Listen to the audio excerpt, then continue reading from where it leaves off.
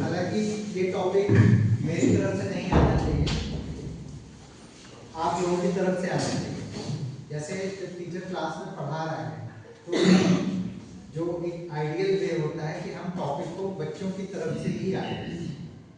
Child should speak out the topic and from there we start building up our lesson.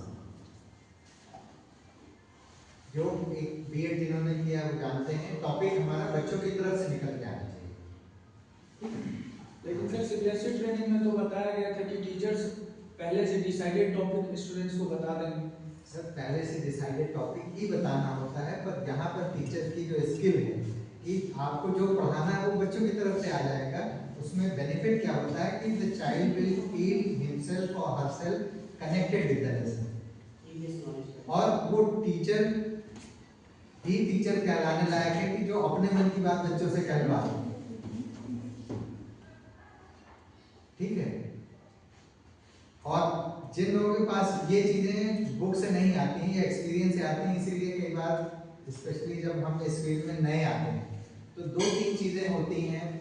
आप सबने हम सबने कहीं ना कहीं अपनी टीचिंग लाइफ एक स्टार्ट की, जब तो कोई टीचर नहीं था, तो हम जब शुरू करते हैं तो कई बार देखने में लगता है, हम दूसरे की क्लासेस भी ऑब्जर्व करते हैं कि इनकी क्लास में बच्चा शांति से बैठा है, मेरी क्लास में भी नहीं बैठा है।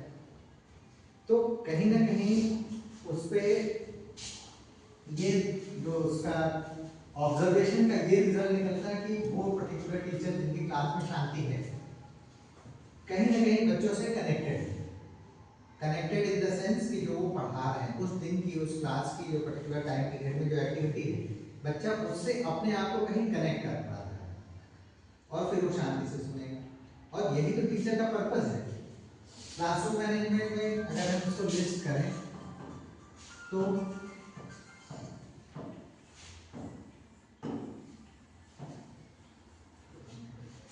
Law and order basic requirement है, क्योंकि क्लास में अगर बच्चा शांति से बैठेगा नहीं तो आपका कितना भी आपने पढ़ाई लिखाई की हो, अपनी कितना भी लेसन तैयार करके गए, कितना भी आपका प्लानिंग हो, सब बेकार है। तो लॉ एंड ऑर्डर तो पहली रिक्वायरमेंट है। अच्छा, दूसरी रिक्वायरमेंट और क्या हो सकता है उसके बाद?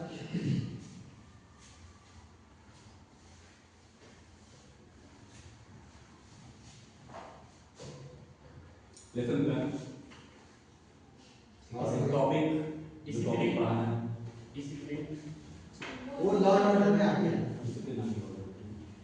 टॉपिक क्लियर होना चाहिए। देखिए सर, हम ऐसी चीजों में बात करें जिनको हम मेजर करना है, इसीलिए जब लेसन प्लान में दो तरह के ऑब्जेक्टिव्स रखे जाते हैं ना, तो इस साल दो तरह के ऑब्जेक्टिव्स रखे जाते हैं। एक होता है जनरल ऑब्जेक्टिव जिनका मेजरमेंट शॉर्ट टाइम पीरियड में पॉसिबल नहीं है। दूसरा होता है स्पेसिफिक ऑब्जेक्टिव्स जिनका मेजरमेंट शॉर्ट टाइम पीरियड में पॉसिबल है। ठीक है, तो हम उसमें एकेडमिक और बाकी सारी चीजों को लेते हुए चलते हैं। तो इसको एक सम अप कर लें, वैल्यू एडिशन।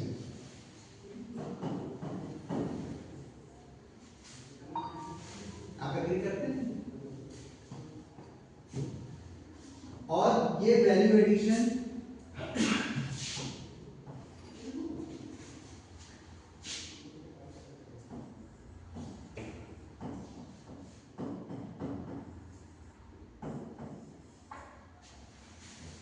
दोनों तरह का हो सकता है। नेगेटिव वैल्यू एडिशन कैसे हो सकता है, कोई एग्जांपल बताइए।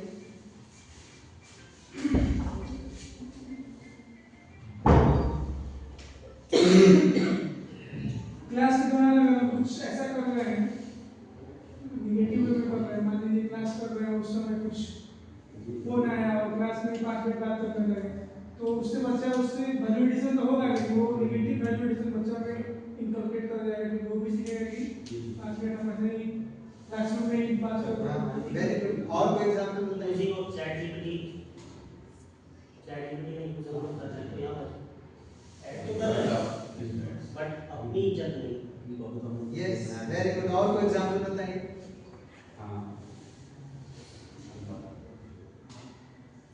बट चैट जीपीटी का वो बुक से लाइन बाय लाइन पढ़ना, रटाना बुक से लाइन वाला है रटाना और बताइए। याद करना भी चलिए मैं आप लोगों के रटाना ये क्वेश्चन आएगा फिजिक्स का, ये न्यूमेरिकल है, इसको रट लो या इसको ऐसे कर लो, या ये है ये गलत है। याद करना रटाना मतलब बहुत सारे टेबल जो है मैथ्स में वो रटाना ही पड़ता है। कुछ जगहों पर ना सभी जगहों पर सभी जगहों पर सिस्टम में नहीं रटा सकते, Hindi Sanskrit English math physics chemistry bio अब आप लोगों को इजी करने के लिए वैल्यू एडिशन में दो और आयाम जोड़ दिए, दो और डायमेंशन ऐड कर दिए। एक तो एजुकेशनल, जिसके लिए बच्चा यहाँ आया है। आप कैसे समझते हैं पेरेंट्स आपके पास क्वेश्चन आंसर याद करने और लेसन पढ़ने के लिए बच्चे को भेजता है? वो स्कूल का पर्पस है ही नहीं, सेकेंडरी पर्पस है। Primary purpose is to learn the skills, to learn the manners. आप कई बार ऐसा एग्जांपल आता होगा, जैसे हम लोग पिकनिक पे गए थे, एक दूसरे स्कूल के बच्चे आए हुए थे, स्ट्रेंथ उनकी हमसे कम रही होगी, 40 थे, पर एक कॉल में उनके टीचर्स को उतना नहीं हल्ला मचाना पड़ रहा था जितना हमें मचाना पड़ रहा था। ठीक, अब वहां पर हम बच्चों में पॉजिटिव वैल्यू एडिशन कैसे कर सकते हैं? आपको ध्यान हो, मैंने बच्चों से कहा था क्लैप फॉर देम। आप थी शायद नहीं, कुछ टीचर्स थे वहां पे, वो बच्चे तुरंत लाइन अप हो गए, तो मैंने अपने बच्चों से कहा कि इन बच्चों के लिए ताली बजाओ, इतनी जल्दी वो लाइन अप हो गए। आप में से कोई नहीं करता। सर उधर से आते थे मैं ना वहां हाँ, हाँ, से आते क्या थे, क्लासमेट की हाँ, हुआ। हाँ। तो हम पॉजिटिव वैल्यूज को अप्रिशिएट करना सीखें, पहली चीज, तब वो हमारे व्यवहार में आएगी। कोई भी अच्छी चीज है, पहली जो किसी भी चीज को सीखने का जो पहला स्टेप है कि हम उसको रिकॉग्नाइज करें। नहीं, कई बार होता है, आपके अगल बगल भी होगा, हम सबके अगल बगल होता है, कई सारे लोग ऐसे हैं जो बहुत मूर्धन्य हैं। मूर्धन्य की सरल भाषा में मतलब बहुत इंटेलेक्चुअल, हमें पता ही नहीं।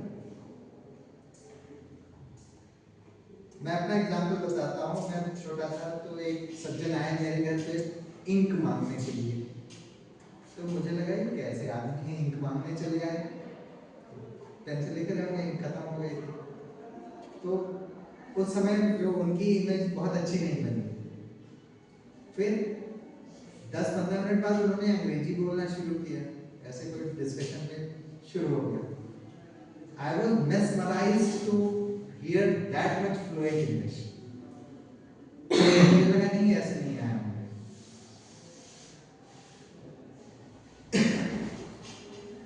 तो एक और एग्जांपल बता देता हूँ, बात चलिए तो।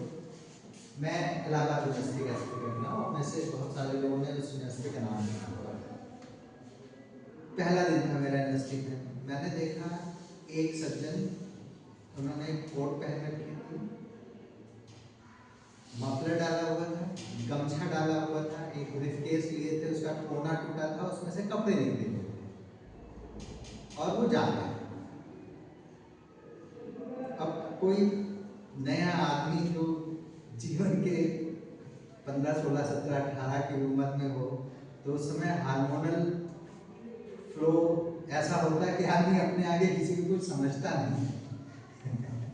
ठीक है, अब मुझे लगा कि ये क्या बात है, ये ऐसे कैसे इनको यूनिवर्सिटी में गेट के अंदर अलाउ कर दिए। अच्छा, उनके पीछे 50 लोग जा रहे हैं, सब शांति से चल रहे हैं, पिन ड्रॉप साइलेंस। तो फिर मैंने उनमें से पूछा, भाई साहब ये हैं कौन? क्योंकि जिज्ञासा उस समय रहती है। तो उन्होंने कहा ये बीके त्रिपाठी, डॉक्टर बालकृष्ण त्रिपाठी। तो मैंने पूछा कि इनके पीछे फिर ये लोग क्यों जा रहे हैं? तो उन्होंने मुझे ऊपर से नीचे तक स्कैन किया, फिर कहाँ समझ जाओगे। डॉक्टर बालकृष्ण त्रिपाठी की माइक्रो पब्लिक फाइनेंस की बुक एज इट इज, आप उसमें पेन नहीं लगा सकते, मतलब वो कंप्लीट शॉर्ट नोट्स है। ठीक, तो ये होता है उस गरिमा का प्रभाव। हमारे आपके अगर कोई बहुत सारे लोग होंगे, हमें नहीं पता है, तो पहली चीज हमें जो बच्चों में हैबिट इनकलकेट करनी है क्लास में, केवल आप लेसन पढ़ा करके आपका काम खत्म नहीं होता है।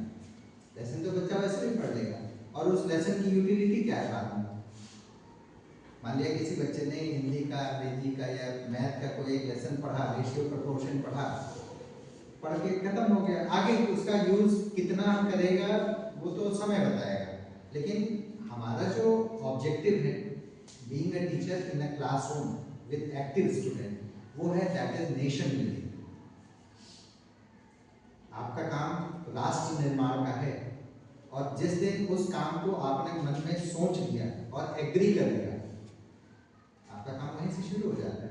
फिर कोई कंप्लेंट कर रहा है, कोई हंसी उड़ा रहा है, कोई मजाक बना रहा है, कोई कुछ कर रहा है, वो चीजें आपके लिए सेकेंडरी हो जाती हैं, आप उससे बहुत ऊपर हो गए। और जिस दिन आपने पहली चीज तो रिकॉग्नाइज किया, फिर अपने आप उस दिशा में चल पड़ेंगे। एक स्टूडेंट के सोचने के तरीके को आपने अगर चेंज कर लिया तो पर्याप्त है, और वो आप इतने सेल्फ मोटिवेटेड होंगे। मैं शुरू में जो बात कर रहा था माइंड बॉडी कोऑर्डिनेशन की, कि अगर इस काम में आप किसी मजबूरी में आए, वो तो बीत गया, शौक से आए, मजबूरी में आए या किस वजह से आए, वो सेकेंडरी हो गया। पर एक बार जब आ गया तो सबसे इंपॉर्टेंट क्या चीज रह जाती है, getting what you like and liking what you get. मतलब आपको जो मिल रहा है उसमें अगर संतुष्ट नहीं है तो दुखी आत्मा वो हमेशा दुखी रहेगी। धूप निकली है तो दुखी है, पानी बरस रहा है तो दुखी है, ठंड है तो भी दुखी है, ठीक है। और वो जो सैडिस्टिक पर्सनालिटी होगी वो केवल अपने को ही नहीं, वो सबको लेके जाएगी साथ में। तो हमें वहाँ पर पॉजिटिव बिहेवियर इनकलकेट करना है। आपने वो ब्लू व्हेल गेम वाला भी शायद एपिसोड के बारे में पता होगा, नहीं पता? ब्लू व्हेल, उसमें सब सुसाइड भी कर रहे थे सब। एक सैडिस्टिक पर्सन ने एक गेम बनाया, ऑनलाइन गेम, और इतना बढ़िया गेम वो बनाया कि उसमें जो देखने वाले थे, स्पेशली बच्चे, वो गेम के स्टेजेस पार करते जाते थे, फिर लास्ट में उनको सुसाइड ही करना होता है। वो रशिया का था शायद जो जिसने बनाया, और उसको पकड़ा गया तो पुलिस ने पूछा कि आप कर क्यों रहे थे ऐसा, तो उसका सिंपल आंसर था कि वो जो बायोलॉजिकल वेस्टेज है धरती से उसको कम कर रहा है, और वो गलत नहीं है, क्योंकि दुनिया में संसाधन सीमित है। तो ऐसे लोग जिनको उस चीज का आनंद ही नहीं आ रहा तो क्यों कंज्यूम कर रहे हैं, पर करने का तरीका उसका गलत था। उसको सैडिस्ट बोलते हैं सर, दूसरे को दूसरे के होता है उसको सैडिस्ट बोलते हैं, सैडिस्टिक पर्सनालिटी है। इसी तरीके से हिटलर ने भी तो यही किया। हिटलर की आइडियोलॉजी है, उसने लिखा वॉर प्यूरिफाइज ह्यूमन ब्लड। जब युद्ध की स्थिति होती है तो कोई आदमी निष्क्रिय नहीं बैठता, जो भी एनी फैक्टर ऑफ प्रोडक्शन, जितने भी फैक्टर ऑफ प्रोडक्शन है वो सारे एक्टिव हो जाते हैं। तो एक ढंग से वो भी पॉजिटिव कर रहा है, पर जो काम करने का उसका तरीका है वो नेगेटिव। अब हमें यहाँ पे as a teacher value addition करना है एजुकेशनल में। आप लेसन अच्छे से पढ़ के आए, खुद आपने समझा, तब तो आप समझा पाएंगे, क्योंकि समझाने के लिए तो पहले अपने को अच्छे से समझना होता है। बहुत बार ऐसा होता है कि टीचर्स कह देते हैं कि पढ़ लो इसमें से आंसर ढूंढ लो। एज ए टीचर हमेशा ये ध्यान रखना है कि कोई भी न्यू लर्निंग बच्चे को एज अ होमवर्क नहीं दी जाएगी। This is applicable for all classes, at least up to 8 तो है ही। बहुत बार होता है, स्पेशली जो अनट्रेन्ड टीचर होते हैं, जैसे आप टीचर से अलग हट के जरा इमेजिन करिए तो बाहर से देखने वाले को ये काम कितना इजी लगता है।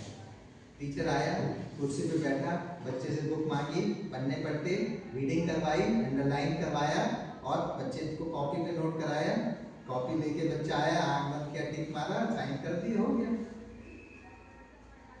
बाहर से देखने वाले को तो यही लगता है। बाहर से जरा कार या बस ड्राइव करने वाले को देखिए, क्या लगता है, वो बैठा, उसने स्टीयरिंग कभी ऐसे की, कभी ऐसे की, कोई दिखा तो हॉर्न बजा दिया, ब्रेक लगा दिया, एक्सीलरेटर ले लिया, इतने ही काम, और कुछ काम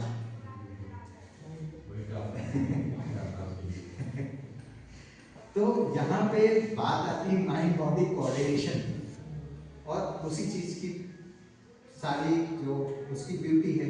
ड्राइविंग लाइसेंस ऐसे तो नहीं मिल जाता, हो सकता है कोई हासिल कर भी ले तो वो कहीं ना कहीं जाके उड़ा देगा, कहीं भी, केवल बिहार का नहीं दिल्ली तक में हुआ है। इवन बड़े बड़े लोगों ने, जो रिस्पॉन्सिबल लोग हैं, उनके भी केसेस आए ही हैं। तो हमें एजुकेशनल में वैल्यू एडिशन करना है, और उसके लिए आप अच्छे से तैयारी करके आएंगे, ये तो इम्परेटिव है, मतलब इसको कहने की जरूरत नहीं होनी चाहिए। इसके बाद अगर कोई टीचर किसी एक्सरसाइज का आंसर ढूंढता मिले बुक में, तो आप सोच के बताएं कि उस टीचर ने कहाँ पर अपनी रिस्पॉन्सिबिलिटी में कमी की। एक तो खुद से वो कमी दिखाई पड़नी चाहिए, एक बार हो सकता है, 2 बार हो सकता है, लगातार हो तो मतलब क्लियर है that teacher is not prepared at all. और ये चीज बच्चा भी तो पढ़ रहा है, ऐसा नहीं होता है कि केवल हम बच्चे को पढ़ा रहे हैं, हम खुद भी अपग्रेड हो रहे हैं और बच्चा भी अपग्रेड हो रहा है। तो एक दिन में एक teacher on an average 6 classes लेता है, इससे ज़्यादा तो नहीं लेता पढ़ाने के लिए। अब उसमें अगर आप वही किताब सालों साल पढ़ रहे हैं, पढ़ा रहे हैं, तो नई किताब आई हो, नया एडिशन आया हो, नया पब्लिकेशन आया हो, तो वहाँ समझ में आता है कि कोई चीज़ है जो आपको नहीं समझ में आएगी।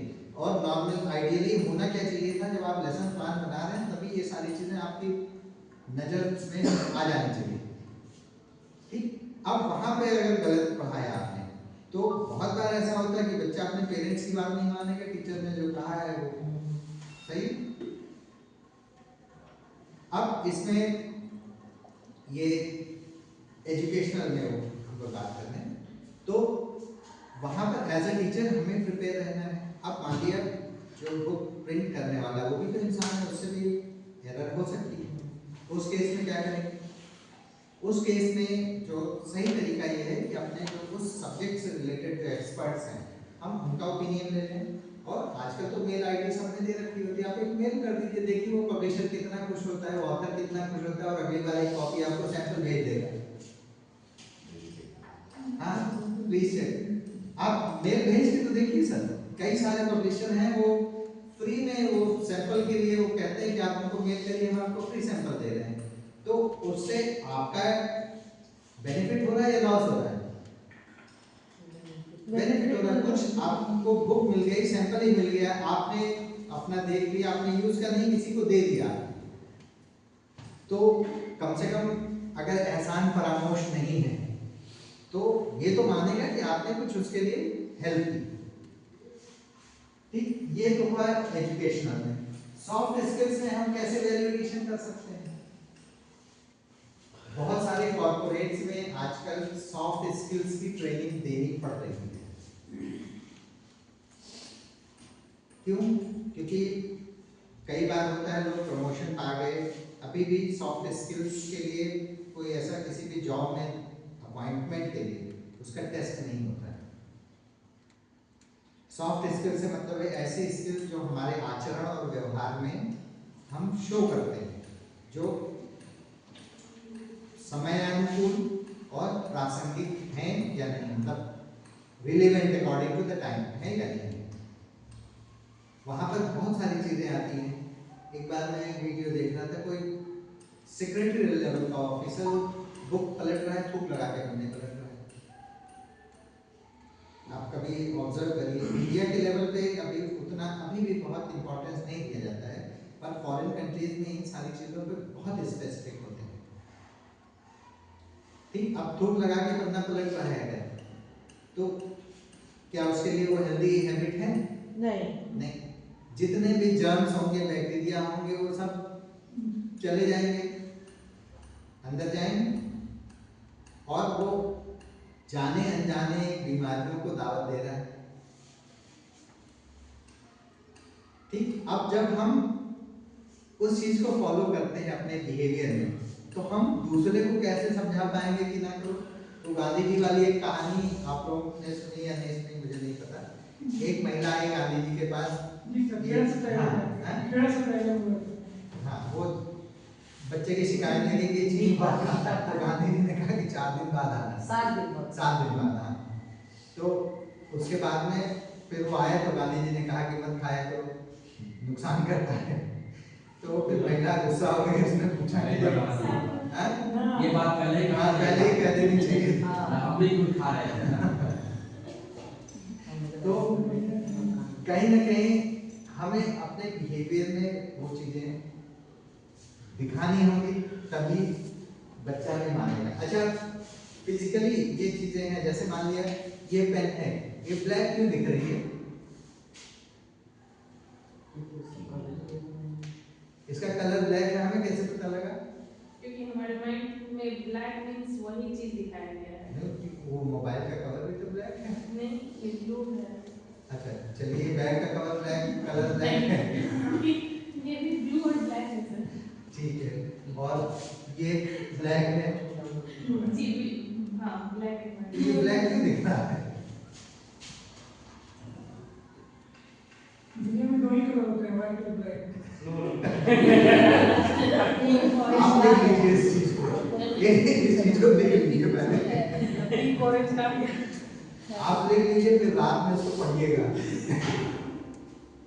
सर इसको एस्टिमुलेशन बोलते हैं सर, एस्टिमुलेशन, जो हमारे दिमाग में वो चीज छप जाती है। जैसे कि ब्लैक को ब्लैक क्यों बोला जाता है? क्योंकि हमको बताया नहीं गया है ये ब्लैक है। जैसे कैट है, तो अगर कोई बचपन में बता दिया रहता है कि ये कैट नहीं, ये काऊ है, तो हम उसको काऊ नहीं समझते। ठीक, तो मतलब अगर इस तरह की पेन व्हाइट कलर में रहेगी तो भी क्या हम ब्लैक कहेंगे उसको?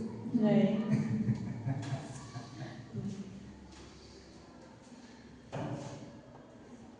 फिर देखिए, फिजिक्स का एक सिंपल प्रिंसिपल है कि कोई भी चीज जो कलर रिफ्लेक्ट करती है वो उसका एक्चुअल कलर होता है। मैं सही हूँ? ठीक, अगर कोई कलर रिफ्लेक्ट नहीं करेगी तो ब्लैक होगा, सारे कलर रिफ्लेक्ट कर देगी तो व्हाइट होगा। वो फिजिक्स लैब में एक वो आया है, नहीं फिर उनसे तो अलग अलग कर देना है, तो कंबाइन कर रहा हूँ, तो फिर तो डिफरेंशिएशन हो गया, मैं इंटीग्रेशन वाले की बात कर रहा हूँ। एक वो डिस्क है, उसमें 7 कलर्स हैं, उसको आप तेजी से घुमाएं तो पूरा व्हाइट दिख रहा है। ठीक है, आप में से कोई देखना चाहेंगे? यस, हम लोग देखना चाहेंगे सर। कितना टाइम लगेगा सर? चाबी आपके पास है? नहीं सर, ये ना करें। अच्छा चलो, नहीं तो भूल जाएगा सर। हाँ अब हाँ कुछ कह रहे हैं? नहीं बोला तो घुमा घुमा के बैठ गए। घुमा घुमा के वाइट नहीं होता, कलर वही के वही रहते हैं। वो स्पीड हो जाता है स्पीड होता है, क्योंकि वो घुमाने से वाइट नहीं होता, एक्चुअली में वो सारे कलर्स का रिफ्लेक्शन एक साथ आता है। लाइट की कमी के बाद कन्वर्ट हो जाता है, कहीं होता है ऐसा, फिर कन्वर्ट हो जाता है एक में कन्वर्ट हो जाता है। ब्लैक कोई कलर नहीं है। नहीं, ब्लैक कोई कलर रिफ्लेक्ट नहीं करता, इसलिए वो ब्लैक दिखता है। कोई चीज ग्रीन दिखती है क्योंकि वो ग्रीन रिफ्लेक्ट कर रही है। अब आते हैं टीचर की पर्सनैलिटी पर। टीचर अगर नॉलेज रिफ्लेक्ट करेगा तभी तो टीचर दिखेगा।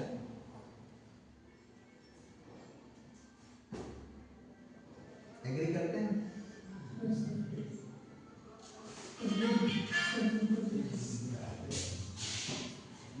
तो आपकी बातचीत का जो थीम रहना चाहिए, टॉपिक रहना चाहिए, वो कहीं ना कहीं नॉलेज से जुड़ा रहना चाहिए। अब ये इसका मतलब ये नहीं कि आप सारा दिन बुक की बात कर रहे हो। मैं अभी एक वीडियो देख रहा था, उसमें कुछ फेमस म्यूजिशियंस थे। वो वीडियो मेरे पास नहीं होगा तो कभी मैं शेयर कर दूंगा। फेमस म्यूजिशियंस हैं। अब म्यूजिशियन जब किसी की कान खिंचाई करेंगे तो कैसे करेंगे? म्यूजिक से ही करेंगे। तो बिल्कुल सही कहा। वो पिकनिक का एक सीन है और उसमें एक आलू काट रहा है, दूसरा सब्जी काट रहा है, और फेमस म्यूजिशियंस हैं सारे, और वो उसी में उन्होंने एक ताल में निबद्ध करके एक गाना तैयार कर लिया और वो गा रहे हैं। ठीक, तो हम जब सॉफ्ट स्किल्स में एक तो अपने नॉलेज को रेडिएट करें बच्चों के सामने,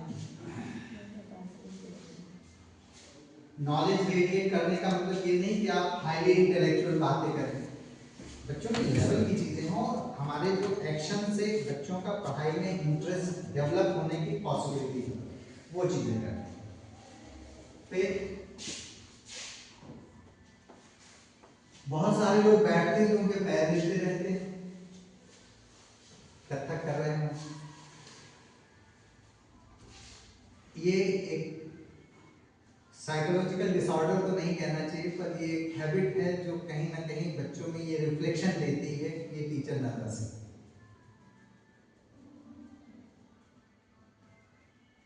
ठीक है, आपको भी नहीं करना है और साथ में बच्चों को भी वो हैबिट डालनी है,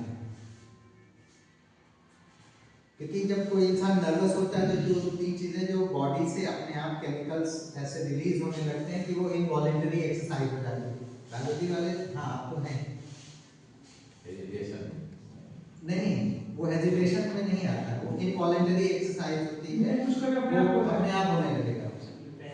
पैर हिलाना है, नाखून चबाना है, ये सारी चीजें इनवॉलेंटरी होने लगेंगी, उसमें बच्चे को पता नहीं लगेगा। गलती से बाल ऐसे करने लगते हैं। हाँ, बाल ऐसे करने का भी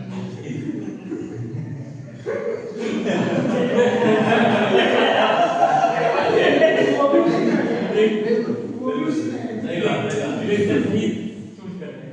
अब आप वो एक हिंदी में गाना है, दूसरे की जय से पहले खुद की जय करें, उसकी एक लाइन उसका मूवी और उसका नहीं पता है मुझे। हाँ प्रार्थना है, और मूवी का गाना नहीं है शायद, लता मंगेशकर। हाँ, जिसको प्रार्थना में ले लिया गया है।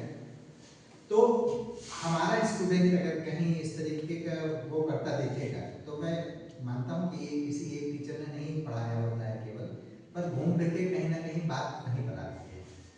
उसमें दो चीजें आती हैं, एक तो आता है जो वो नॉर्मल जिसको कहते हैं,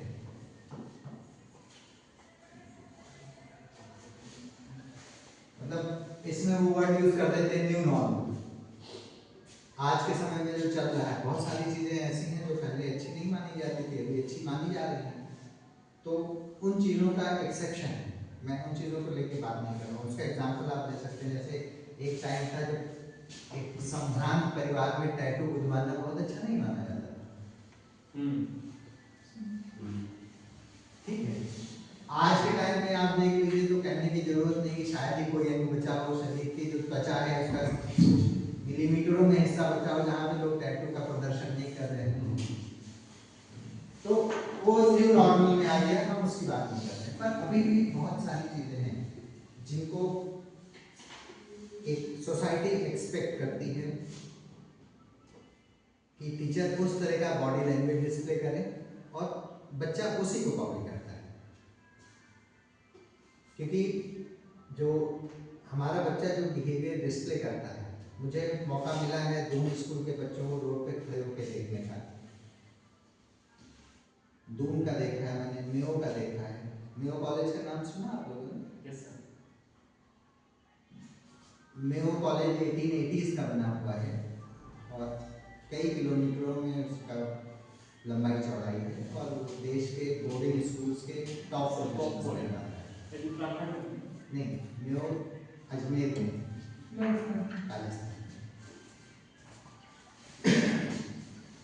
तो जब हमारा स्टूडेंट बाहर जाके जैसा बिहेवियर डिस्प्ले करता है, वहाँ पे काम करने वाले लोगों की वैसी नहीं होती। अब अगर हम सॉफ्ट स्किल्स के मामले में अपने बच्चे को स्ट्रॉन्ग नहीं रखते तो ओवरऑल इमेज जो बनती है वो एक दिन में नहीं बनती, ये बात सही है, लेकिन कहीं ना कहीं फर्स्ट स्टेप तो हमें लेना पड़ता है। तो आप कुछ भी नहीं करें, कहीं किसी से मिलने नहीं गए, पर हमारा बच्चा तो जा रहा है ना, तो सोसाइटी में जा रहा है। अब अगर वहाँ पर एक हेल्दी हैबिट डिस्प्ले कर रहा है तो कोई ना कोई जरूर पूछेगा कि आप कहाँ पढ़ते हैं, और यही हमारी सक्सेस है। बाकी चीजें तो सेकेंडरी हो जाती है, क्योंकि किसी ने अगर उस बच्चे का व्यवहार बाहर देखा है तो वो वहाँ के काम करने वाले लोगों को, वहाँ वहाँ के रहने वाले लोगों का एक जनरल बिहेवियर कैसा होगा, एक माइंड में अपना एक खाका बना देता है। तो टीचर्स को सॉफ्ट स्किल्स में बहुत ध्यान देने की जरूरत है। पेज पलटते हुए शोर नहीं होना चाहिए, धूप लगाने की जरूरत नहीं पड़नी चाहिए। ये सब कहने वाली चीजें नहीं है, लेकिन कहीं ना कहीं अनजाने में अगर हमारा बच्चा भी करता है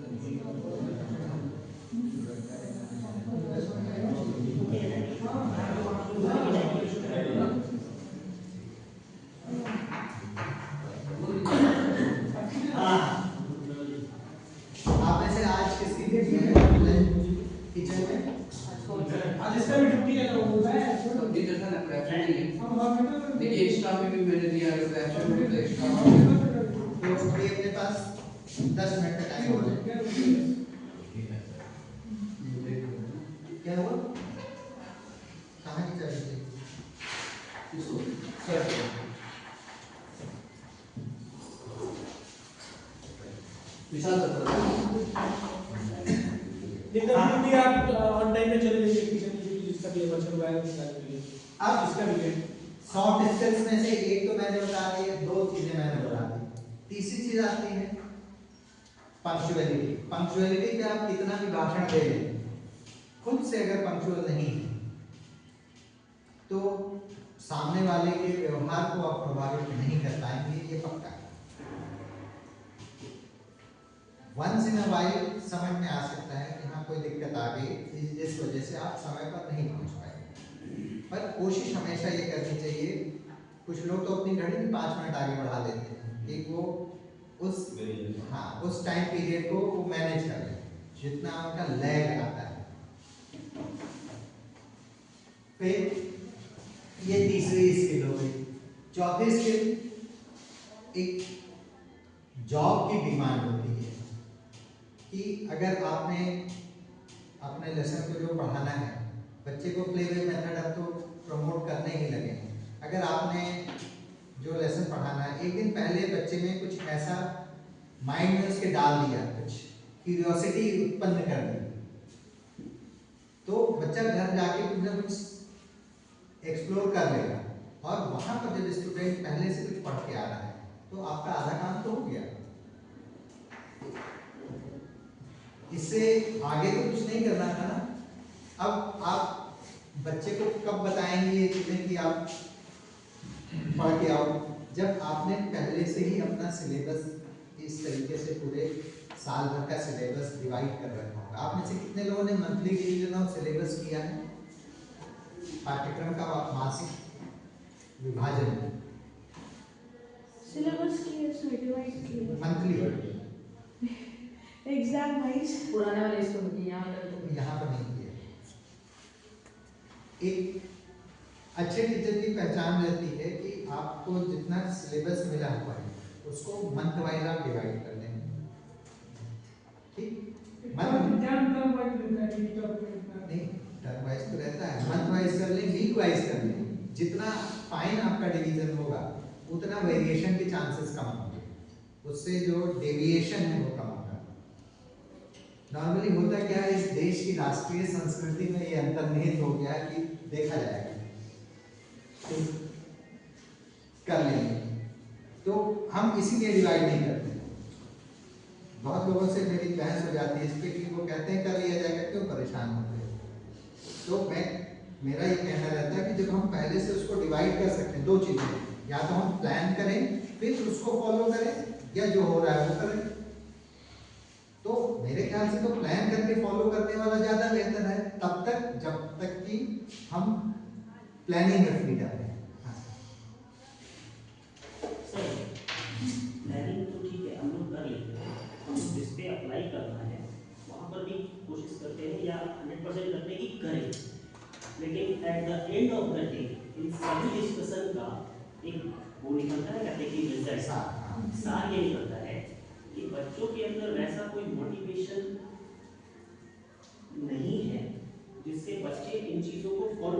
ये चीज़ है। दूसरा, उनके अंदर क्यूरियोसिटी थोड़ी देर के लिए हम जगा सकते हैं कि इस सब्जेक्ट में, पर्टिकुलर टॉपिक में या चीज़ों को लेकर, लेकिन सबसे बड़ा सर ये है कि जब तक आगे का रास्ता नहीं मंजिल नहीं मिलेगी, उस रास्ते पर चल के भी बच्चों को ही लगता है, हम लोग को भी लगता है कि जिस रास्ते पर हम चल रहे हैं उसका कोई अपना एक मंजिल नहीं होगा। So I think first of all we have to set a goal for our students life. तो पहले तो वही डिसाइड होना चाहिए, और उसके बाद पर अगर पर्टिकुलर हम लोग काम करें तो शायद फिर और बेहतर रिजल्ट निकलेगा। और कुछ कहना है तो मैं अपनी बात एक चीज और, एजुकेशनल और सॉफ्ट स्किल की जो बात है, रुक जाओ, एजुकेशनल और सॉफ्ट स्किल की जो बात है, तो बहुत सारे बच्चे ऐसे हैं जिनका ठीक है पढ़ने में तो है, बहुत सारे बच्चे ऐसे हैं या वो ऐसे बैकग्राउंड से आते हैं जहाँ पर ना उन्होंने कभी इन चीज़ों को देखा, ना समझा, और ना ही इसका इम्पोर्टेंस उन्हें मतलब बहुत अच्छे से ये हो सकता है, ठीक है। तो वैसे कंडीशंस में थोड़ा सा कभी कभी स्ट्रिक्ट होना भी जरूरी है, और सर पैर में जंजीर बांध के रहेगा अपनी भावों को पॉसिबल हो जाए। मैंने ये कहा कि पैर हिलाना मना है नहीं सर, इन सब चीज़ पर भी बात होनी चाहिए। मैंने जब बात इन सब चीज़ों की भी हो रही है तो पैरेलली सर ये सारी चीज़ें भी चलनी चाहिए। मैंने बस मेरा ये मैंने न्यू नॉर्मल की बात इसलिए कह दी पहले कि अगर आपको लगता है तो ठीक है, तो मुझे कुछ नहीं करना। दूसरी चीज, हम आप यहाँ पर बैठे हुए हैं और उन बच्चों की दिशा में काम कर रहे हैं, उनके अपलिफ्टमेंट के लिए काम कर रहे हैं, जिनको हम भी मानते हैं कि आसान नहीं। और ये चीज़ कैंपस में मेरा ख्याल है पहली बार आने वाला हर इंसान जानता है,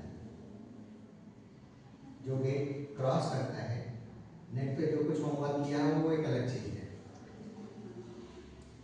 अशोक गांगुली, डॉक्टर अशोक गांगुली CBSE के वो सेक्रेटरी रहे, मेरी उनसे बात हुई, तो ऐसे ही हम लोग थोड़ा सा चाय के टाइम पे उनके पास फ्री टाइम था तो मैं पहुंच गया। मैंने एक बात रखी, एज ए प्रिंसिपल मेरा ज़्यादा एक्सपीरियंस नहीं हुआ था, सर टीचर्स बहुत जल्दी डिमोटिवेट हो जाते हैं।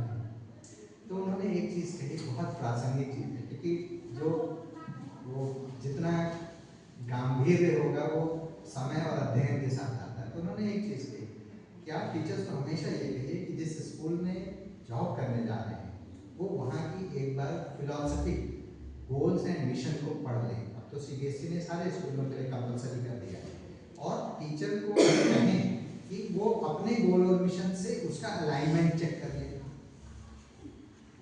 अलाइनमेंट की इम्पोर्टेंस मेरा ख्याल है बताने की ज़रूरत नहीं है। गाड़ी में 4 पहिए अगर 1.001% की अलाइनमेंट मिसमैच करेगा तो अनबैलेंस तो बाद में होगा, पहले जो खटर पटर की आवाज़ आएगी, डिस्टर्बेंस शुरू हो जाएगा, ठीक है, वो चीज़। अब किसी एक इंसान ने ये चीज़ सोची तब तो इतना बड़ा सेटअप बन के तैयार हुआ। इतना कॉन्टिन्यूअस उस सेटअप को बनाना और बनाए रखना, दोनों में कितना इनपुट हुआ होगा इसका अंदाजा हम सभी को है, ठीक है।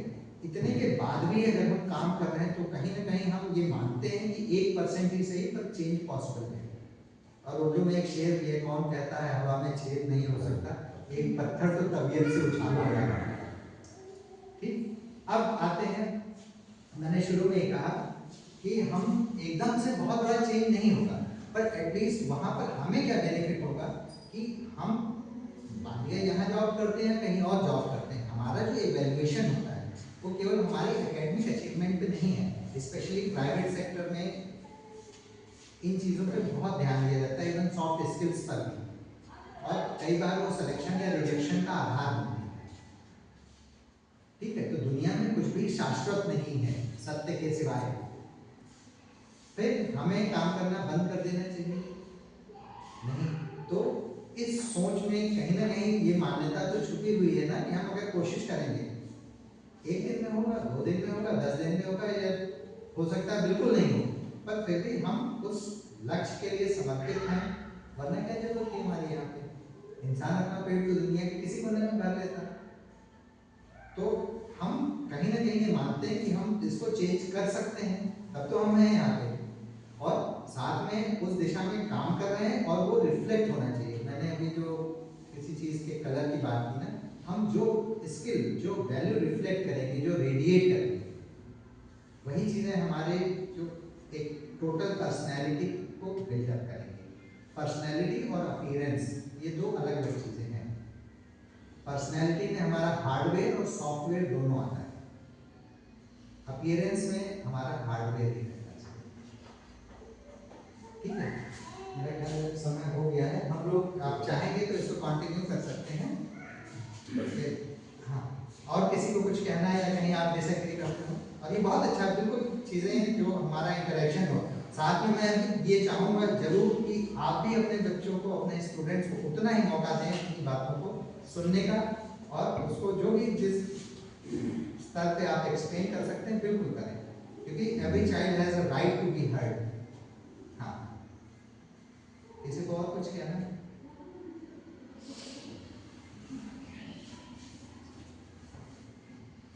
तो ये बाकी लोग केवल मूक दर्शक बन के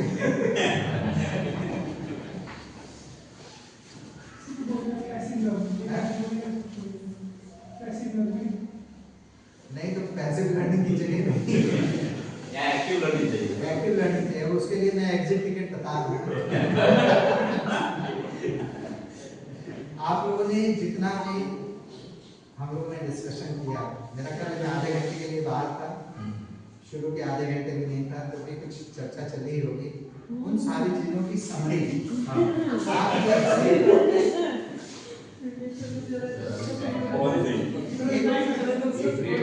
उसके बाद फिर आएंगे तो उसमें नहीं, तो 1 बजे तक का आपका शेड्यूल है। इसको, इस टाइम को अगर आप यूज कर लेंगे, क्योंकि मेरा ख्याल है टी टाइम में ज़्यादा समय चला गया, थोड़ा जल्दी कुछ कर सकते हो, जहाँ भी हम टाइम बचा सकते हैं उसको करें।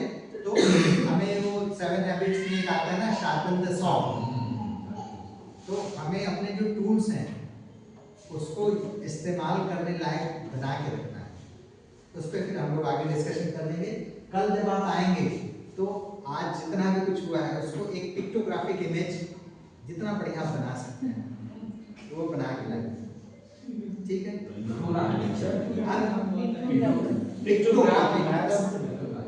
चित्रीय निरूपण कह लीजिए उसको।